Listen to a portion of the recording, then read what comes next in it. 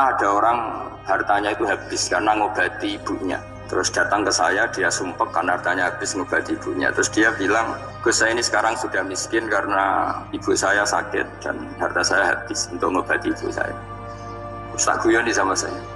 Kon kepen pinter apa kepen goblok? Kepen pinter Gus. Nah, ingin pinter apa ingin goblok? Katanya ingin pinter. Kalau ingin pinter bahasanya jangan gitu. Harta kamu tuh masih di akhirat karena habis untuk ngobati ibu.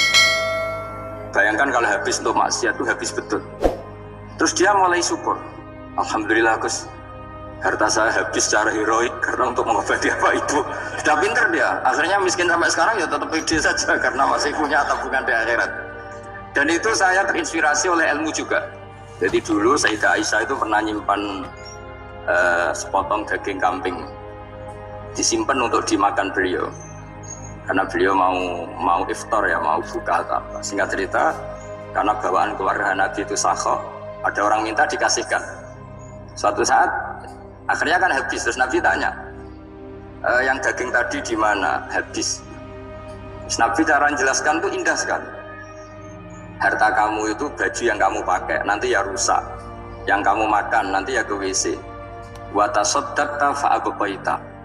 Memang di semua riwayat itu pakai dhamir mukhatab mudzakkar, meskipun asal-usul riwayat itu untuk Sayyidah Aisyah karena untuk umum.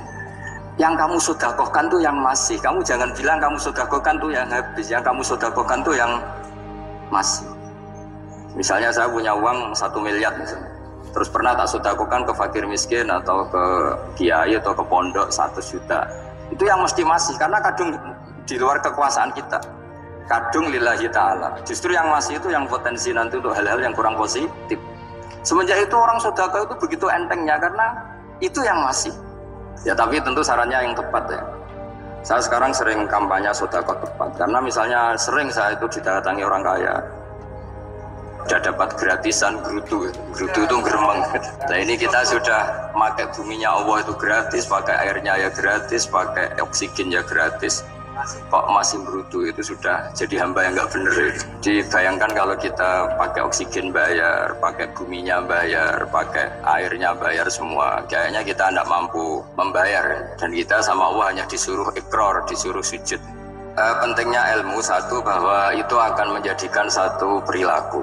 Misalnya begini ya, dulu itu kiai-kiai Jawa zaman dulu itu berpatokan karena dulu pemerintahan Hindia Belanda, seorang lagi masih pemerintahan Hindia Belanda. Itu dalil yang sering diutarakan itu sebaik-baiknya umara itu yang datang ke ulama, terus sejelek-jeleknya ulama itu yang datang ke umara. Tapi semenjak pemerintahan Indonesia dan kemudian ditandai beberapa tokoh kayak Gus Wahid putra Kiai Hasyim jadi Menteri Agama, ada Gus Wahid putra Kiai Wahab juga jadi Menteri Agama, ada Kiai Fatur Rahman keluarga Mbah Maimun, keluarga Sarang juga pernah jadi Menteri Agama. Kemudian bersamaan dengan itu dibangunlah satu pegangan ilmu. Pegangan ilmu ini penting karena ini yang mengilhami semua orang Islam, terutama ya utamanya ulamanya. Ada seorang ustadz, seorang guru ngaji yang karena melihat rata-rata penguasa itu zalim ya, datang ke Harun Ar-Rasyid. Ini perlu disemak, datang ke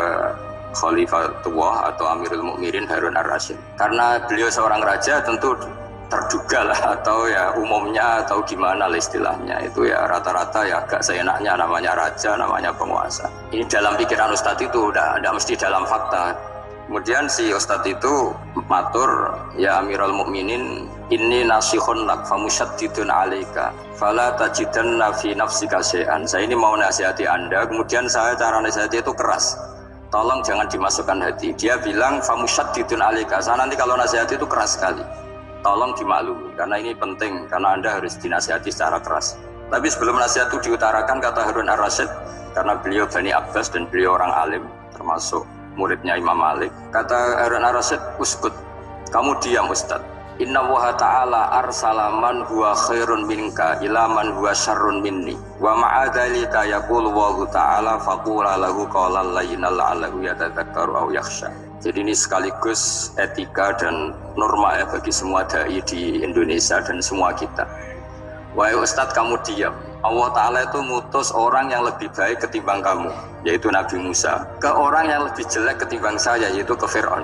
Itu saja harus pakai etika, faqula lahu qawlan layyinan. Kamu harus ngomong yang halus ya. Jadi intinya ini Harun Ar-Rasyid komplain. Kamu itu kalau jadi ustadz kok ngaji kira-kira gitu. Jadi betapa baiknya orang dulu memahami Quran. Jadi Quran itu dibaca, kemudian kita mungkin baca terus jadi cerita, mungkin ada yang baca jadi perilaku, ada yang baca kemudian itu mengilhami, membentuk. Nah kira-kira itulah yang membentuk kiai alim di NU, di beberapa pesantren maupun orang-orang alim di luar NU. Asal apa ya, ngajinya dan bacanya seperti kita, pasti seperti itu karena cara berpikir tadi sudah. Jadi akhirnya si ustadz tadi keluar dan minta maaf, anta alamu minni, ternyata engkau lebih alim ketimbang saya. Jadi kalimat famusyaddidun alika, saya akan keras cara memberi nasihat, itu yang diket, yang dipotong, yang dibatalkan atau yang diralat oleh Khalifatul Harun Ar-Rasyid. Yaitu dikatakan Inna wa ta'ala arsala man huwa khairun minka ila man huwa syarrun minni. Yaitu Allah mengutus orang yang lebih baik ketimbang kamu, yaitu Nabi Musa, ke orang yang lebih jelek ketimbang saya, yaitu Fir'aun. Itu pun harus faqula lahu qawlal layyinan. Cara berdakwah harus dengan kata-kata yang halus, yang lembut, yang indah. Dan dengan kata-kata itu diharapkan la'allahu yatadzakkaru aw yakhsha. Semoga yang didakwai menjadi ingat. Sehingga dengan kemampuan ilmiah seperti ini menjadi pegangan bersama bahwa kita sebagai dai atau sebagai tetangga atau sebagai sama-sama warga Indonesia, bawaan kita memang harus faqula lahu qawlan layyinan la'allahu yatadzakkaru aw yakhsha. Kemudian dalam disiplin ilmu yang lain, halus itu tidak kuat. Angin itu ya halus, tapi kalau di manage itu jadi kekuatan yang dahsyat. Begitu juga air dan sebagainya. Sehingga tidak perlu khawatir terus kalau dakwah halus itu tidak punya efek yang signifikan. Tidak juga.